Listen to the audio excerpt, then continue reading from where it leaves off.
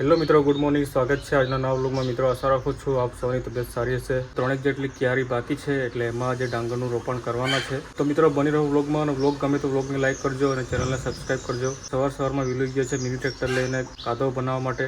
મિત્રો, હું પણ જવાનો હતો પણ મને જરાક પગમાં વાગી ગયું છે એટલે હું જઈ શક્યો નથી. મિત્રો, જોઈ શકો છો મારો ઘા રૂજાયો નથી એટલા માટે હું જઈ શક્યો નથી. તમે જૂનો વ્લોગ જોયો હશે તો તે દિવસે મને મિની ટ્રેક્ટર ચલાવતા વાગી ગયું હતું.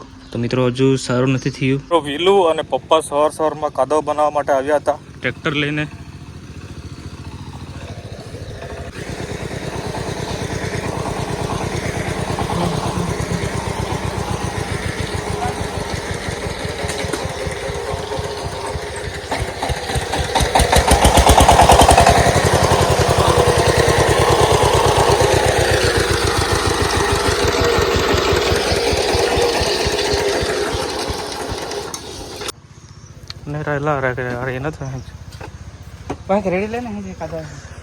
મિત્રો, ટ્રેક્ટરને સ્ટેન્ડ પર ચડાવી દીધું છે ને ભાઈને આજે વાગી ગયું અહીંયા પગમાં. આ જોઈ શકો છો. ડીઝલ નાખી લે ભાઈ. મિત્રો, મારો ઘા હજુ નથી રૂજાયો અને ભાઈને વાગી ગયો હજી. બહુ ખરાબ વાગ્યું છે રાધાભાઈ.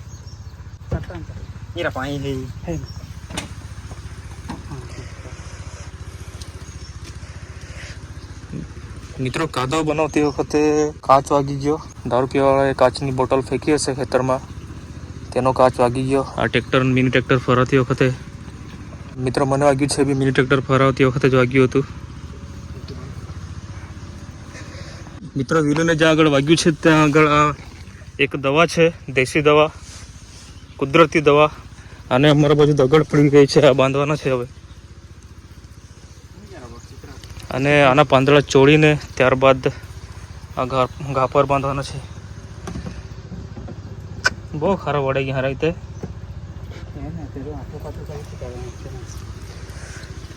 કામરા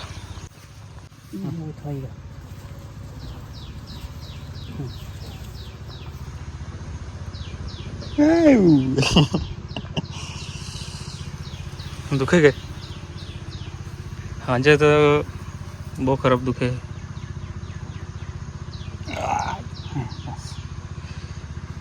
એટલે આજે કાંઈ ના રહી મારા હિસાબથી પાછો ભાઈ કે ઊભો રહી ને કલાક ખાન ઊભો રહ્યો એટલે ચાલુ જાય છે. એટલે પટાપિંડી કરી દીધી.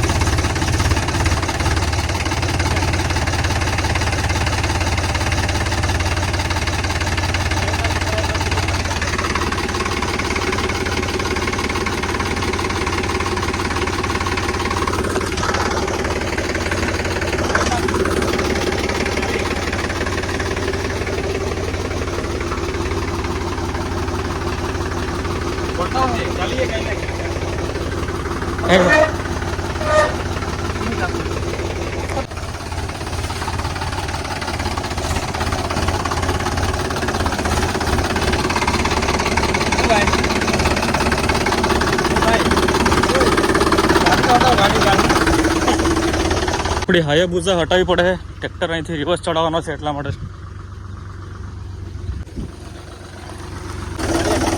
હા મિત્રો, રિવર્સ ચડાવવું પડે કારણ કે સીધું ચડાવે તો આગળથી ટ્રેક્ટર ઊંચું થઈ જતું છે એટલા માટે. પાછળ મિની ટ્રેક્ટરનું વજન વધી જાય એટલા માટે. મેરા ભાઈ જોગિંદર આ ગયા. કેસ તારા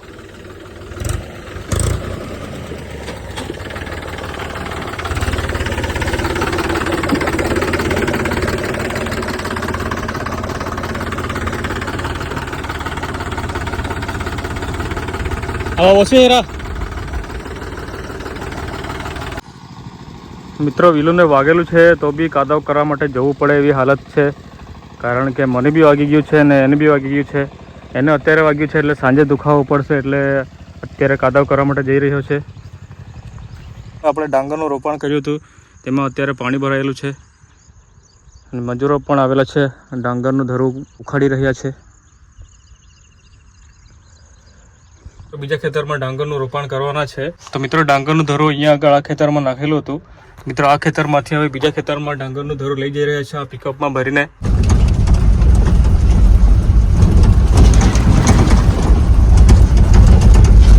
પિકઅપમાં ડાંગરનું ધરું ભરી લાવ્યા હતા. અને મિત્રો વરસાદ હાલમાં ચાલુ છે, પાણી વહી રહ્યું છે. મિત્રો ત્યાં આગળ ડાંગરનું રોપાણ કરી રહ્યા છે સામે. મિત્રો જોઈ શકો છો વરસાદ ચાલુ છે અને પાણી વહી રહ્યું છે ખેતરોમાંથી.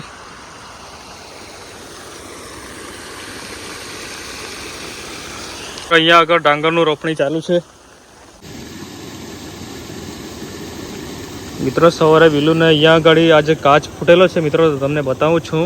મિત્રો અહીંયા આગળ જોઈ શકો છો દારૂની બોટલનો કાચ છે, આ જોઈ શકો છો. આ મારી સામે છે, એકદમ સામે. અહીંયા આગળ વિલુને પગમાં વાગી ગયું હતું. કોઈ દારૂડિયા અહીંયા બેસીને દારૂ પી લીધું હશે અને અહીંયા બોટલ નાખી દીધી હશે. આ જોઈ શકો છો મિત્રો, અહીંયા કાચની બોટલ છે ફૂટેલી હાલતમાં. મિત્રો અમારા ગામડામાં જે ખેતી થાય છે એ મોટા ભાગે ચોમાસામાં જ થાય છે, કારણ કે ચોમાસા સિવાય અહીંયા ખેતી થતી નથી. એક જ પાક થાય છે વર્ષમાં. મિત્રો આ જે આખો ભાગ તમને દેખાય છે, આ ચોમાસું પતી જાય, દિવાળી પૂરી થઈ જાય ત્યારબાદ આખો ભાગ ઉજ્જડ અને વેરાન થઈ જાય છે, કારણ કે અહીંયા આગળ આપણે બોર કરીએ તો પણ પાણી નથી નીકળતું. એટલે અહીંયાના જે લોકો છે એ ચોમાસામાં જ ખેતી કરે છે.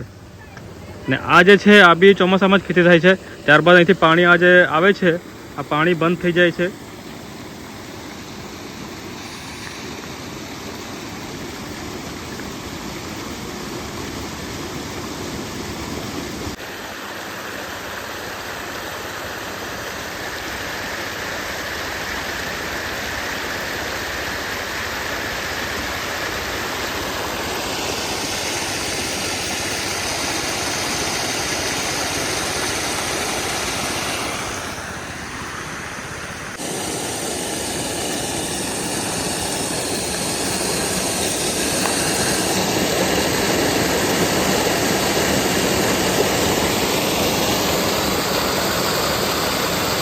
મિત્રો જે ખેતર રોપવા આવેલા હતા તે રોપાઈ ગયું છે. અને મિત્રો જે આગળ ડાંગરનું ધરું નાખેલું હતું તે ક્યારી રોપવાની બાકી છે.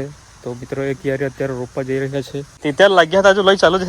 હકાળ્યા ચાલુ છે, બાંધી તરો ચાલુ છે. તે મિત્રો આ ક્યારીમાં ડાંગર રોપાઈ ગયું છે, જોઈ શકો છો.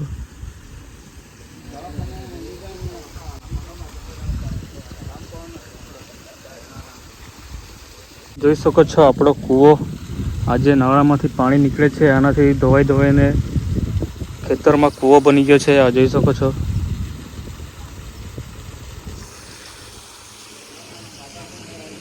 મિત્રો અત્યારે મજૂરોને ઉતારવા માટે જઈ રહ્યા છું. મિત્રો મજૂરોને અહીંયા ઉતારવાના છે ને આ સામે એક ક્યારી છે અને બીજી એક ક્યારી છે. આ બંને ક્યારી રોપીને પછી ત્યારબાદ આજથી રોપવાનું પૂરું.